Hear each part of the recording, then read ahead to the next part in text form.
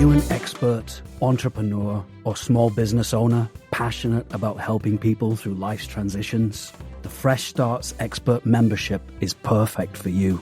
For just $55 per month, this dynamic membership is designed to boost your business and amplify your brand. Fresh Starts is here to provide you with business development, marketing, coaching, networking, publicity, community engagement, and more. With an SEO-optimized profile, exclusive press opportunities, and weekly co-working and business coaching sessions, you'll connect, grow, and gain visibility like never before. Are you ready to elevate your brand?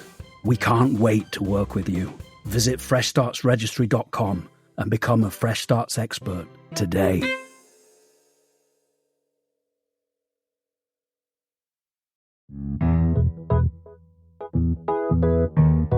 Welcome back to A Fresh Story, the podcast where we have conversations about brave decisions to start over again. I'm Olivia. And I'm Jenny. And we're so glad you're here today.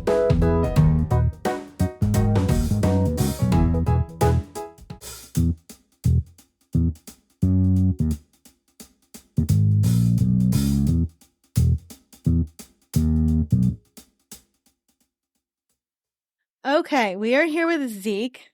And Zeke, can you tell us a little bit about who you are? Sure. Yeah, my name is Zeke Tayler. I'm a physician. I'm an anesthesiologist, critical care physician. I work in the greater Philadelphia area in Pennsylvania. And I do a lot of door knocking. I do a lot of everything when it comes to politics right now when I'm not working. Yeah. I do fundraising and door knocking and postcard writing and phone banking, not just for the top of the ticket, but the entire ticket. Democrats up and down the ballot. Yep. And I found you on Twitter. That's how I came across you. And I absolutely loved your videos. I know you're also really big on TikTok too. But the funny part of the story is that one of my very best friends saw that I invited you on the podcast, and we share you in common as a friend. She's a real life friend. Mm-hmm. But I knew that I loved your energy from what I saw. And so I wasn't wrong about that. So I don't want to take too much of your time because you are obviously a very busy person, and we are so grateful for what you're doing. But we wanted to talk about canvassing for a moment. So can you tell us a little bit about how you got into canvassing? Sure. I probably started canvassing in 2022 during the midterm elections. I didn't really know much about it, to be honest. I started becoming involved in politics in 2016 after Trump was elected. That around the time of when things were not going very well during the pandemic and the re-election was coming up, we couldn't do a lot of door knocking because, some of the Republicans were still going out and door knocking, even though they shouldn't have been, because they were spreading COVID. So a lot of the Democratic organizations were saying we should not be door knocking during that period of time. So I did a lot of phone banking at that point in time because that was considered the safest way to reach voters. And then after the 2020 election, when we all took a deep sigh of relief that Trump was gone for the time being, then we had a big race in Pennsylvania with John Fetterman running for Senate, and then Josh Shapiro, who was running against a literal fascist, Doug Mastriano, who is still serving in the state Senate, by the way. He was at the J6 insurrection. And he was working with a white supremacy organization trying to get elected as governor of Pennsylvania. So he's a bad act. And my wife actually, who's way smarter than me, by the way, and prefers to stay off social media in a physical presence, that, we should start door knocking. I was like, what are you talking about? Like, go door to door. And so I started talking to people about it. And first of all, I enjoyed it because it was getting outside and walking around. And the more I read about door knocking, the more I realized you really can move the needle on elections. Some people have said it can sway an election between 2 to 6%. And in the margins that we have right now in these swing states and these local races, that's the difference between a win and a loss. So there definitely is a place for door knocking. It's more effective than phone banking. It's more effective than postcard writing. You just have to, again, be comfortable with interfacing with people. There are lots of people who would door knock if they could. There are mobility issues. Some people live in various parts of the country where the houses are too far apart. They can't literally travel to those locations to door knock. It's obviously easier in a city where like or the suburbs where it's closely Mm-hmm. packed together. Um, but yeah, that's how I started doing it. And I've only grown my abilities to do it with the support of my wife. I have 3 children. It is a big sacrifice for us as a family to be going out every weekend. I work 60 hours a week in the Yeah. hospital. And then even when I'm on call for the weekend, I just try and door knock within 30 minutes of the hospital in case I get called back in. But it has been very fulfilling for me. I feel like I have my finger on the pulse of what's going on in the communities. I can say that even before Joe Biden decided to step back from running in his second term, I still felt like, based on the feedback I got from the doors, that Joe Biden was still going to win. I do. I still believe Yeah. it would have been razor thin margins, but based on the door knocking I did all over Pennsylvania, we're talking Erie, Pennsylvania, Bucks County, Lehigh Valley, Delco, like I went everywhere. The doors were positive. Now you translate that to Kamala Harris, they're still very positive. It's a different demographic now, there's more excitement. But I feel like when people get nervous and they say, what's really happening?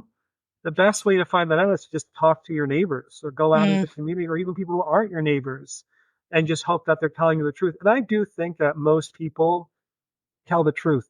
I mean, if someone doesn't want to talk to me, they just say, I don't want to talk. I'm a right. stranger. They have no idea who I am. Yeah. They could easily just say, you know what, I don't want to talk, or I don't.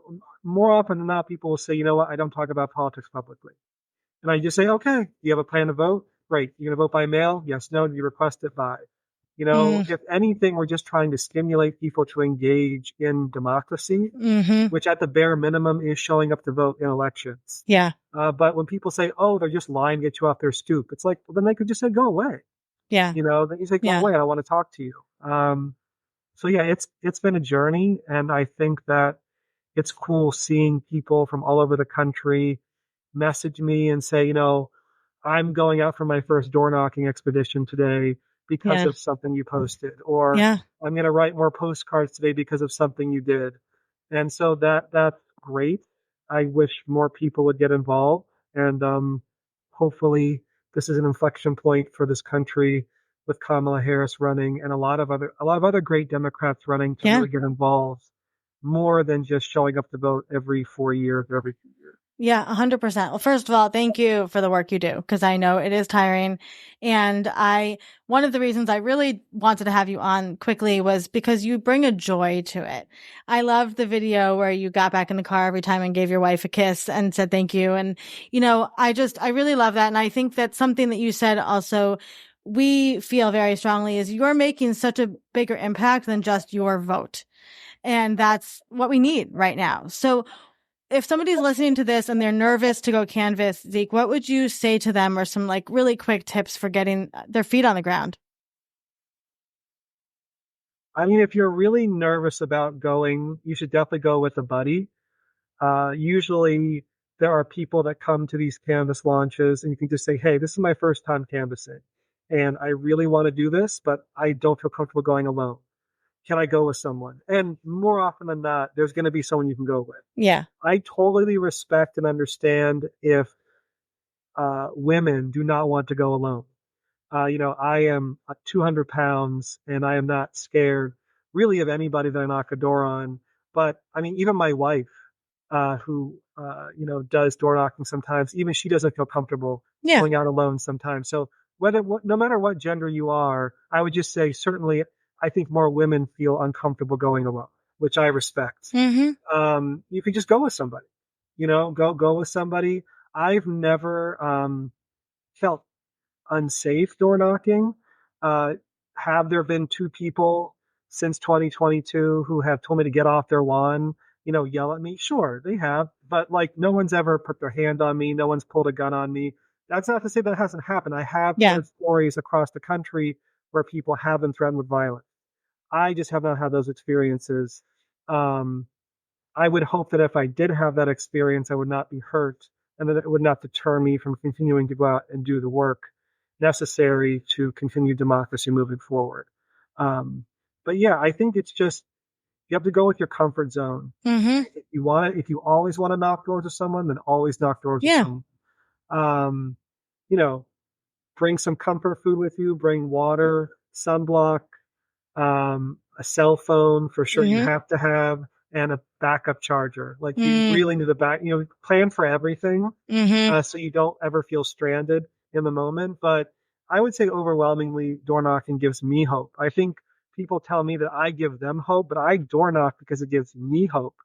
That what I hear at the doors confirms my belief that we are going to win in November. Not just Kamala Harris, but that in Pennsylvania, I think we have a very strong chance of doing well up and down the ballot.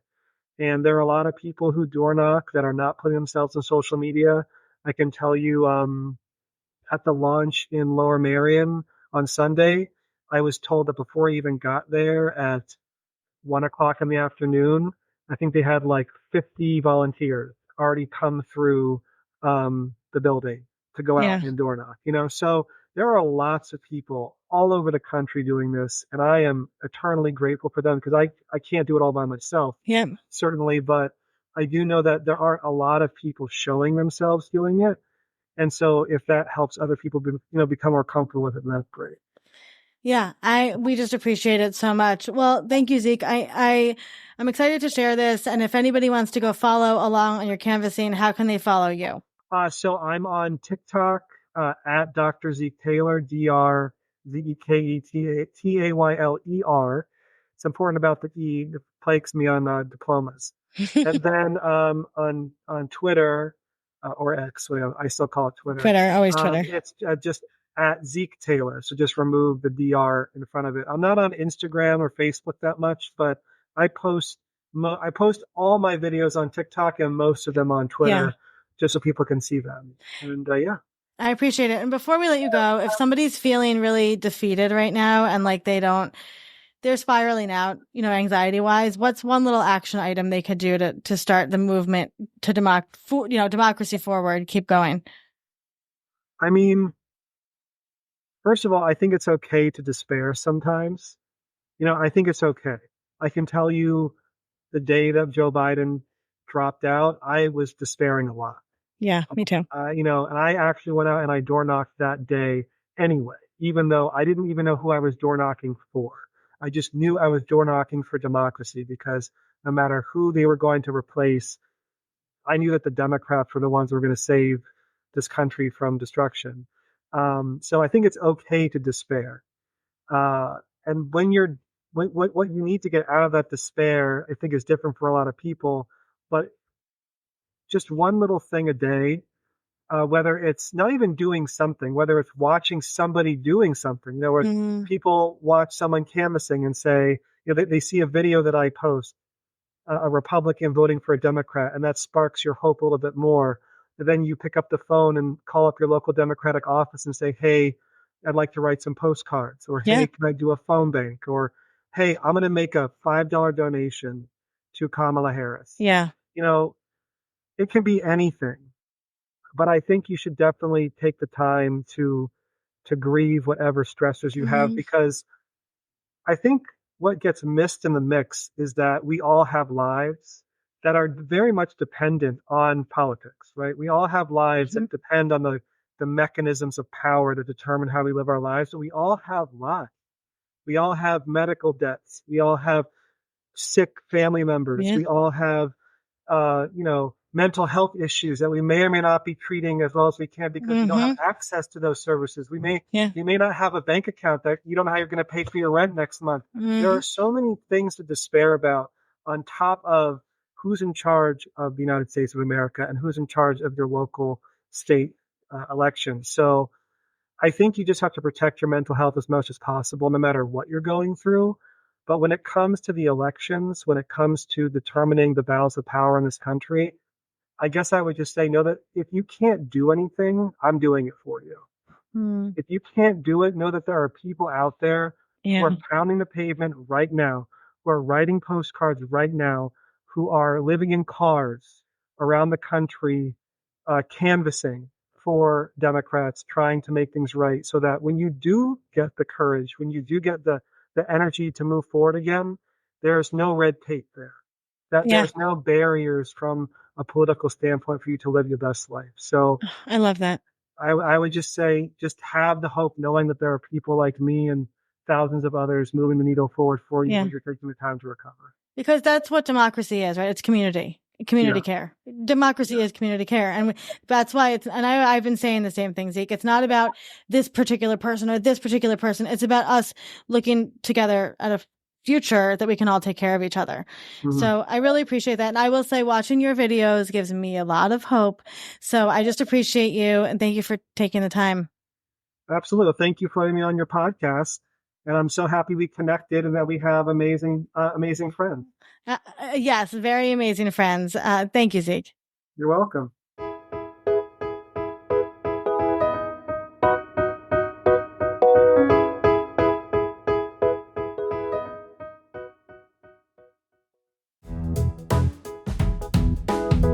Thank you for listening to today's episode. A Fresh Story podcast is produced by Fresh Starts Registry, the first and only platform for everything you need to begin again, from home items to Hype Team and everything in between. You can learn more and read today's show notes at afreshstory.com.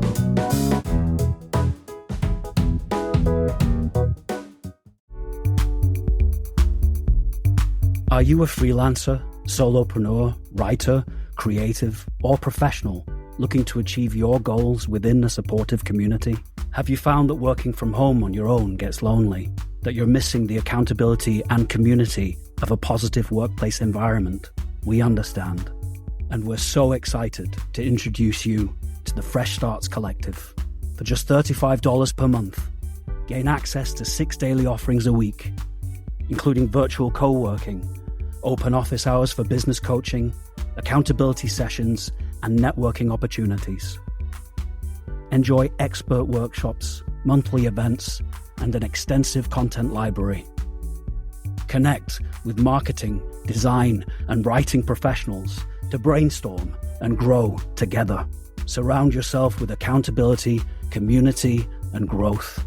Elevate your journey with the Fresh Starts Collective for only $35 per month. Visit freshstartsregistry.com and join us today.